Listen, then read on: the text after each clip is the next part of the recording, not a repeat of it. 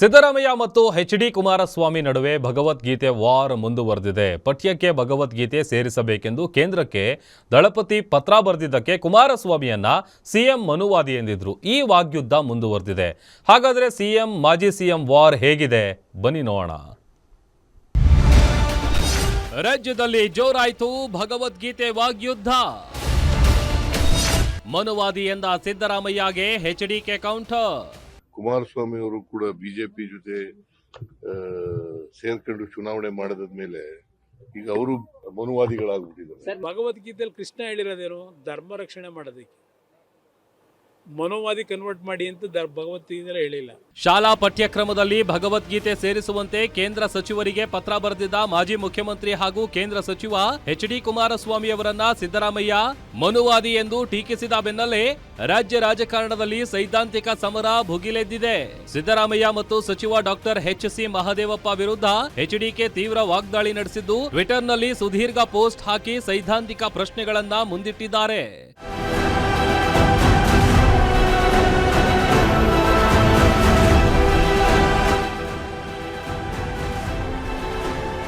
ತಮ್ಮನ್ನು ಮನುವಾದಿ ಎಂದು ಕರೆದ ಸಿಎಂಗೆ ಖಡಕ್ ಕೌಂಟರ್ ಕೊಟ್ಟಿರೋ ಕುಮಾರಸ್ವಾಮಿ, ನಾನು ಕೃಷ್ಣ ತತ್ವ ನಂಬಿದವನೇ ಹೊರತು ಕಂಸ ಹಿಂಸೆಯನ್ನಲ್ಲ, ಆದ್ರೆ ಕಾಂಗ್ರೆಸ್ ಮಾತ್ರ ಕಂಸನಲ್ಲಿ ನಂಬಿಕೆ ಇಟ್ಟಂತಿದೆ ಅಂತ ಟೀಕಿಸಿದ್ದಾರೆ.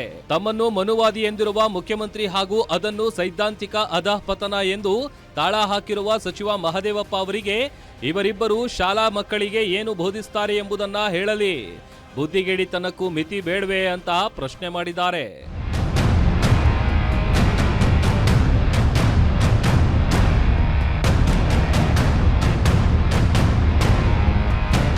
ಸಿಎಂ ಮತ್ತು ಕುಮಾರಸ್ವಾಮಿ ವಾಕ್ಸಮರದ ನಡುವೆ ಉಡುಪಿಯಲ್ಲಿ ಆಂಧ್ರ ಡಿಸಿಎಂ ಪವನ್ ಕಲ್ಯಾಣ್ ಭಗವದ್ಗೀತೆ ಮೌಲ್ಯವನ್ನ ವಿವರಿಸಿದ್ದಾರೆ. ನಮ್ಮ ನಾಗರಿಕತೆಯ ನಾಡಿ ಮಿಡಿತ ಭಗವದ್ಗೀತೆ. ಪ್ರಧಾನಿ ಮೋದಿಯವರು ರಷ್ಯಾ ಅಧ್ಯಕ್ಷ ಪುಟಿನ್ಗೆ ರಷ್ಯನ್ ಭಗವದ್ಗೀತೆಯನ್ನ ಕೊಡುಗೆ ನೀಡಿದ್ರು. ಇದು ಒಂದು ಸಕಾಲಿಕ ಉಡುಗೊರೆ, ಯುದ್ಧ ಕಾಲದಲ್ಲಿ ಪಾಠ ಹೇಳುವ ಉಡುಗೊರೆ. ಯಾವತ್ತಿಗಿಂತಲೂ ಭಗವದ್ಗೀತೆ ಈಗ ಹೆಚ್ಚು ಸಕಾಲಿಕ ಎಂದು ಯುವ ಜನರಿಗೆ ಭಗವದ್ಗೀತೆಯ ಬಗ್ಗೆ ಅರಿವು ಮೂಡಿಸಿದ್ದಾರೆ. The eternal law is the very heart of the Gita, the guiding force of our civilization and the moral spirit that inspired the makers of the Constitution. That's the reason Bhagavad Gita cannot be seen as a mere scripture. It is the living pulse of our civilization. It has given courage to warriors, clarity to leaders, comfort to the distressed, and wisdom to the generations. Just a couple of days back, this timeless wisdom echoed once again on the world stage when our Honorable Prime Minister Shri Narendra Modi ji presented a Russian translation of the Bhagavad Gita to the President Putin at this crucial moment.